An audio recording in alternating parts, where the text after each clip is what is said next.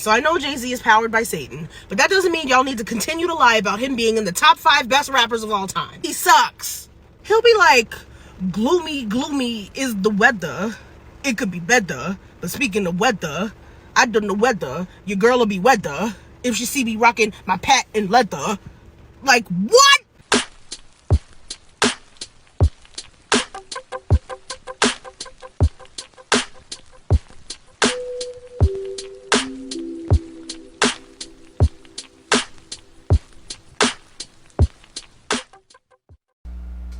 Looking back on the last year?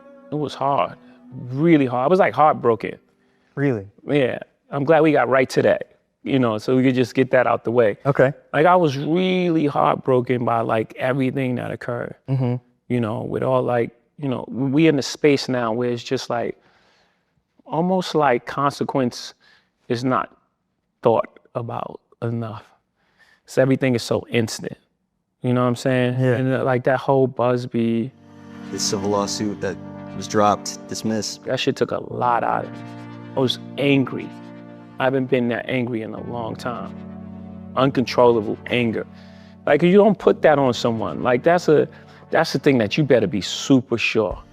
It used to be like that. Like you have to be super sure before you put those kind of things on a person. Especially a person like me. Like even when we were doing the worst things, we were doing bad, we had those kind of rules. There was a line, no women, no kids. You hear those sayings, but those are things that I took from the street. Morals, integrity. Code. Those things I took because we lived and died by that. So it's strict for me, like it meant a lot to me. I took that really hard. And I knew that we was gonna walk through that. We was gonna walk through that because, first of all, it's not true. And the truth is, at the end of the day, it still reigns supreme. When you're feeling these feelings, how do you then bounce back and get back to being Jay-Z? I don't know. This is the first thing I'm doing. Yeah. Actually, it was just like, all right, man, we played enough defense. 2026 is all offense. Yo, so we back in here for another edition of F-ya-Motha, and like I said, no Jay-Z slander will be tolerated on the F-ya-Motha podcast. So I'm glad he spoke out about that, but not to rehash the whole shit. I knew it wasn't true, not necessarily because I'm a fan of Jay-Z, because I'm the type of person, if you're a scumbag, even if I like your content, music, material, movies, whatever, I don't fuck with scumbags. And I mean scumbags like in a sense of people that mess with minors. You mess with minors, yeah, you a dub. I'm not fucking with you. So he clarified that, and we knew it wasn't true. Like I said, I've been in Atlanta for upwards of almost 30 years. Most of my friends have been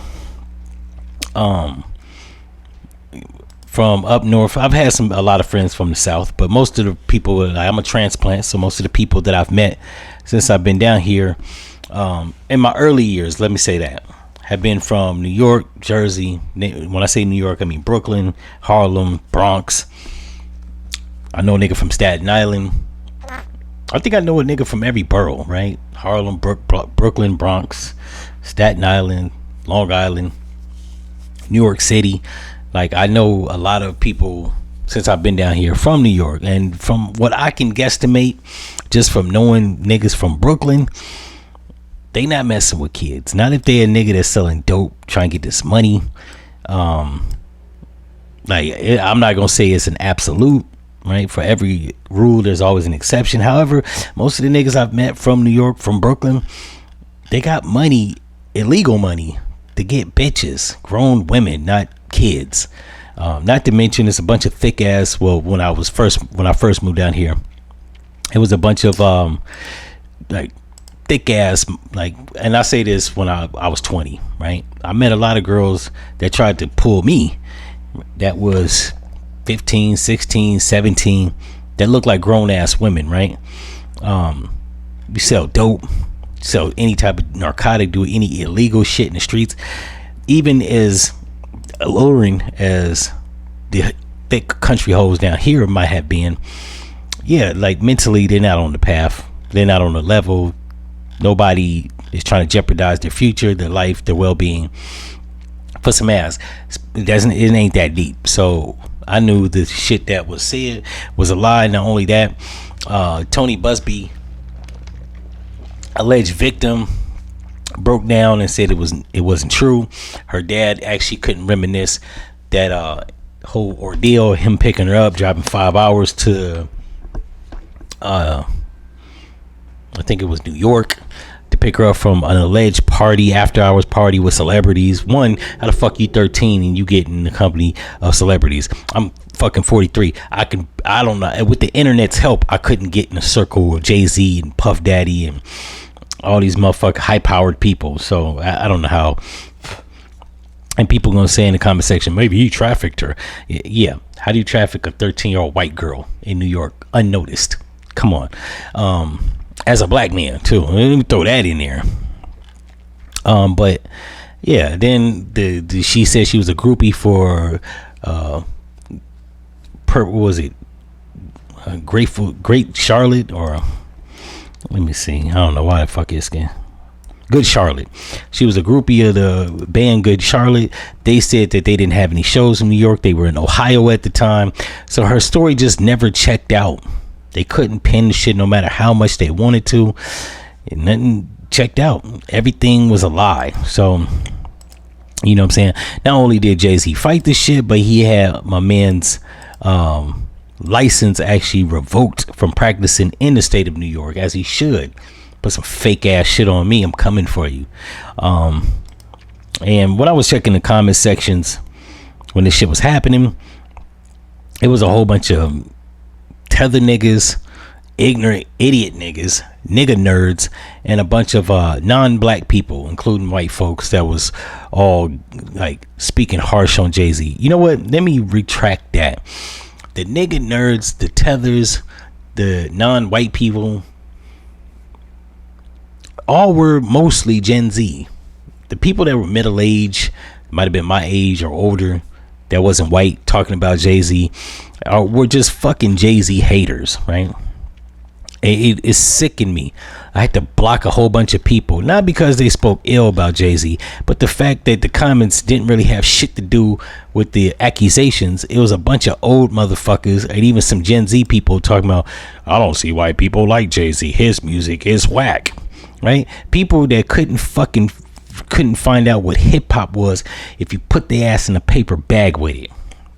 These are motherfuckers that couldn't tell hip-hop from Vanilla Ice. And listening to these jackasses, these like people that don't know hip-hop.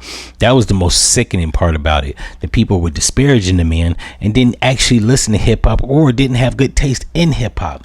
They were motherfuckers that's the same people that was shitting on Jay-Z's name is the same people that like Post Malone or Jack Harlow or Forgiato Blow or Sexy Red or Lil Uzi Vert. See where I'm going with this shit? People that just have absolutely no taste in hip-hop. Just a bunch of whack motherfuckers. People that have the shittiest taste when it comes to rap and hip-hop music. People that think that NBA Youngboy is more impactful than Tupac. Motherfuckers that think that Trippie Redd is a better lyricist than Andre 3000. Motherfuckers that don't know any members of the Wu-Tang Clan. Now listen to these people are stupid, and it doesn't matter that their artist is from the 90s. These motherfuckers couldn't tell you a Jadakiss song. So right there, nothing what you say about Jay-Z even holds weight. Like we're not even talking about people that listen to Nas. Like even that I can understand. If you were a Nas fan and you was disparaging Jay-Z, even that would make more sense. It was people talking shit about Jay-Z that didn't even know a Nas song, right? Then he had a whole bunch of dickheads that was on TikTok talking about, I don't know when Jay-Z's ever had a hot year. As if any artist, including Eminem, had 1 year solitary by themselves. Motherfuckers was going on to say Eminem went diamond, neglecting the fact that Nelly went diamond, Juvenile went diamond, Outkast went diamond.